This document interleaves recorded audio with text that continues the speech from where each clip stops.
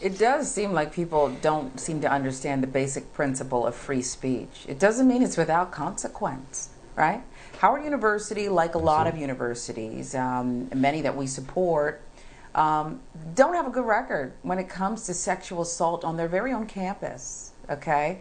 And that's the part about some of these institutions we love that we hate. And so the administration currently at Howard, they're doing some great things, by the way, bringing in some great people. When you want to be 18 again and apply to Howard University, I mean, it's fantastic. But they've also said, we're gonna make a change here in favor of doing what's right for our students, women and men too.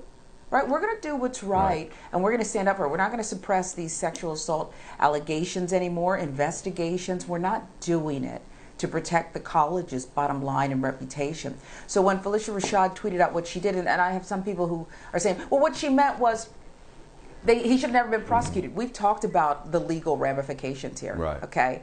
They're right. He should have never been prosecuted. It was political. It was wrong. That has nothing to do with what we think Mr. Cosby did personally, okay? I think, you know what I think, okay? Let's stop faking the funk there. But that's not what she was doing when she tweeted that out, because she's given other interviews, okay? That's not what she was talking about in this tweet. That's not what you're going to have me believing here. She's given other interviews about the allegations against him. And I just think it's ostrich behavior and wrong, and so does Howard University and so many of the students. Remember, it's not about a building. Colleges are about ideas, thought-provoking, educational process. That's what's at stake here.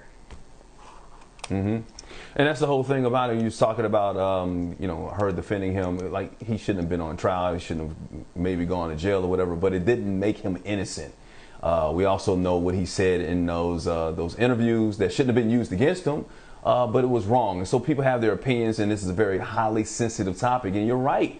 You can say whatever you want to. Your First Amendment rights say you can say whatever. I think the only thing you can't say, you can't go and yell fire and burn fire in a crowded building. You can't do that. But you can say whatever you want to. But if you say it, be ready to face those consequences. And on top of that, when you not only represent yourself, but you represent a company or an organization, you are held to a higher degree and a higher standard, and they have their own rules that they can imply on you or apply to you. So, you know what? She said what she said. She felt how she felt, and Howard came back and showed her, like, you're not going to be saying this representing us. So you need to go out there and have this mea culpa, apologize. We're going to apologize on top of that because, like you're right, Sharon, we got women that have been sexually assaulted on our campus, and we got an issue here, just like a lot of issues around the country when it comes to college campuses. And you can't go out saying that because this is a highly sensitive topic, and so many people believe or know and feel that Bill Cosby did something wrong when it came to sexual assault. So that was it. You know, and they got a right to do that. Yeah. So she's got to feel the brunt of it. And she didn't have to take it back.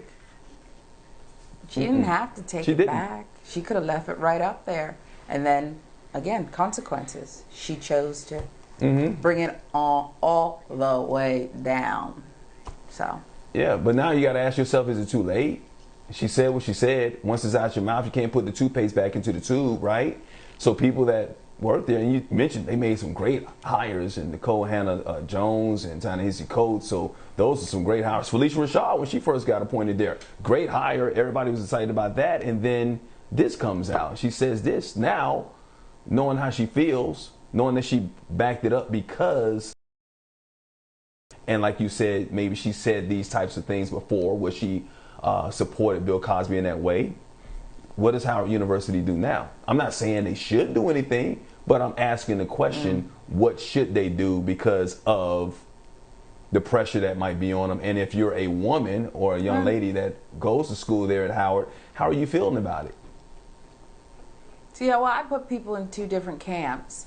I don't want her canceled, and not just because I like her overall life work, and I like her family, and I like her sister, and I think she's a good lady and a good role model, and she's done a lot of positive things. She's talented, And I think they can learn from her. I also think she can learn from these students. You're never too old to learn a lesson. This business, people who think they know it all and, oh, I don't have to learn another thing. You see how quickly they end up on the other side of this business, right? Because you want to get better every day. So I think she has room to get better as long as she meant that apology or is working to mean that apology. You know, because there's two camps, right? People who make a mistake, and then there's just bad people who just, this is their life's work. We're not talking about Marjorie Taylor Greene here. We're talking about Phylicia Rashad.